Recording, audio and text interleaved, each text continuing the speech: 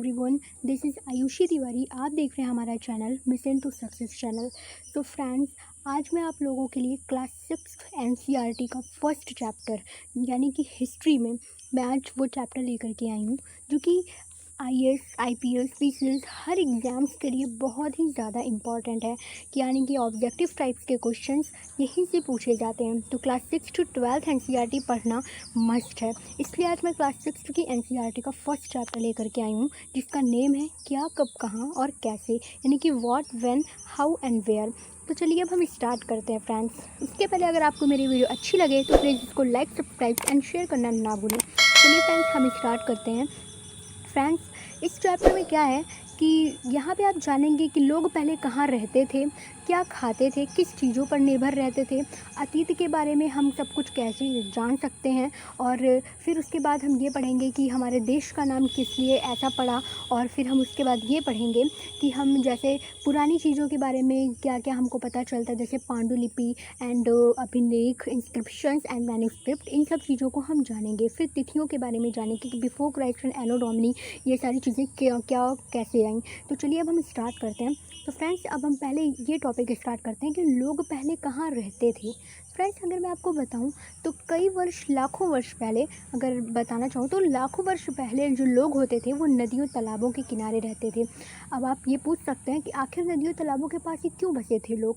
इसलिए बसे थे क्योंकि वो क्या था ना कि पहले के लोग सारी हमेशा प्राकृतिक चीज़ों पर ही निर्भर रहते थे, और अगर वो नदियों, तालाबों के किनारे बसेंगे तो वहाँ पे पेड़, फल, फूल, घास, हर चीज़ें उगेंगी। कहा जाता था कि पहले के लोग मैन ईटर होते थे जो इंसानों को भी खा सकते थे, तो घास और फूस खाना तो बहुत ही कॉमन चीज़ें हैं। तो क्या होता था कि वो लोग इसलिए वहाँ पर बसते थे कि अगर नदियों के किनारे बसेंगे तो कोई ना कोई जानवर उनका आखेट वो कर सकते, कोई ना कोई जानवर पानी पीने के लिए आएगा और प्यास बुझाने के लिए, तो वो उनका आखेट यानी कि शिकार कर लेंगे। तो इसलिए वो वहाँ रहते थे। अगर वो जानवरों का शिकार करेंगे तो उसे खा सकते हैं, फल, फूल, पेड़ आदि चीज़ों का वो भरण पोषण कर सकते हैं, इसलिए वो नदियों के किनारे रहते थे। फिर ये बताया गया कि 8000 वर्ष पूर्व यहाँ पर यानी कि एक हमारा सुलेमान और किरथर पहाड़ियों के पास गेहूं और जौ को जैसी फसलों को उगाया गया। फिर लोग भेड़, बकरी, कुत्ता आदि आदि को पालने लगे। फिर हमें ये बताया गया कि आगे चलकर गेहूं और जौ के जो प्राचीनतम साक्ष्य मिले वो हमें कहाँ मिले, तो वो हमें यानी कि पाकिस्तान के बलूचिस्तान में यानी मेहरगढ़ में मिले थे। तो यह गेहूं और जौ का साक्ष्य। फिर आगे चल के ये भी आया कि चावल के साक्ष्य हमको कहाँ मिले। तो अगर आपसे कोई चावल का साक्ष्य पूछता है तो वो संत कबीर नगर के, उसका प्राचीनतम साक्ष्य, तो वो संत कबीर नगर के लहुरा देव नामक स्थान पे चावल का साक्ष्य मिला था हमें। और फिर गारो और विंध्य जो पहाड़ियाँ ये मेघालय में स्थित हैं। चावल का जो साक्ष्य था, चावल सबसे पहले विंध्य में ही उगाया गया था, विंध्य पहाड़ियों पर ही उगाया गया था, यानी कि चावल का जो हमें साक्ष्य मिला वो विंध्य पहाड़ियों पर ही मिला। लेकिन अगर प्राचीनतम साक्ष्य बोलता है तो वो लहुरा देव, संत कबीर नगर के स्थान में लहुरा देव नामक स्थान पर हमको चावल का साक्ष्य मिला था। फिर ये भी कहा गया कि लगभग 8000 से 9000 ईसा पूर्व तक। फिर और अब एक और बात आई कि 47,000 वर्ष पूर्व क्या हुआ कि यहाँ पर लोग, आरंभिक नगर के लोग रहते थे। यानी कि अगर आपसे ये क्वेश्चन ऑब्जेक्टिव में पूछा जा सकता है कि आरंभिक लोगों के नगरों का विकास किस चीज़ों में हुआ, कब हुआ, तो 47,000 वर्ष पूर्व हमारे भारत में सिंधु नदी थी जिसके किनारे किनारे लोग और नगर बसे हुए थे।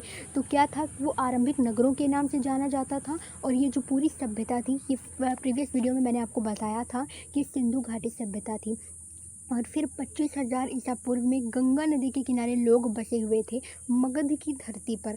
मगध की राजधानी पाटलिपुत्र जो कि बिहार में है, और वहाँ पर अगर बहुत ज़्यादा वहाँ का वास्तविक राजा और वहाँ पे शासक किसका था, मगध की राजा का, जो कि बिंबिसार था।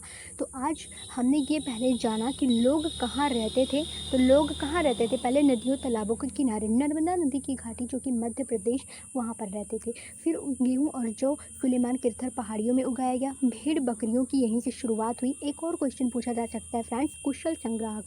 कुशल संग्राहक किसे कहते हैं? कुशल संग्राहक उन्हें कहते हैं जो हर चीज़, वहाँ की संपदाओं से परिचित होते थे, जो क्या करते, कुशलता पूर्वक यानी कि भोजन का संग्रह करते थे, उन्हीं को कुशल संग्राहक कहा जा सकता है। तो ये क्वेश्चन पूछा जा सकता है। फिर आगे हमने सीखा कि 8000 वर्ष पूर्व लोगों ने गेहूँ और जौ को उगाया। फिर गेहूँ का प्राचीनतम साक्ष्य हमको कहाँ मिला, हमको गेहूँ और जौ का जो प्राचीनतम साक्ष्य है वो हमको लहुरा देव में तो हमें चावल का साक्ष्य मिला, और फिर उसके बाद संत कबीर नगर के लहुरा देव स्थान में, और फिर गेहूँ और जौ का जो साक्ष्य है वो मेहरगढ़ पाकिस्तान के बलूचिस्तान में मिला। फिर हमारे 47,000 वर्ष पूर्व सिंधु घाटी सभ्यता का निर्माण हुआ। उसके बाद हमारा 2500 वर्ष पूर्व गंगा नदी के किनारे लोग बसे हुए थे। अब एक क्वेश्चन पूछा जा सकता है कि पहले के लोग किस भाषा का प्रयोग करते थे, तो प्राकृतिक भाषा का प्रयोग करते थे।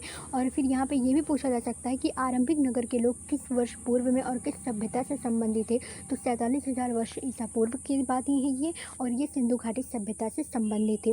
तो फ्रेंड्स, क्लास 6 की एनसीईआरटी का फर्स्ट चैप्टर यही था, और आज के लिए हम एक टॉपिक ही, मैं ज़्यादा बहुत लंबा वीडियो नहीं करना चाहती हूँ, इसलिए हम एक एक टॉपिक को समझेंगे, बहुत अच्छे से समझेंगे। तो फ्रेंड्स, आज के लिए बस इतना ही। अगर आपको मेरी वीडियो अच्छी लगे तो प्लीज़ इसको लाइक, कमेंट एंड शेयर करना ना भूलें। Thank you so much guys.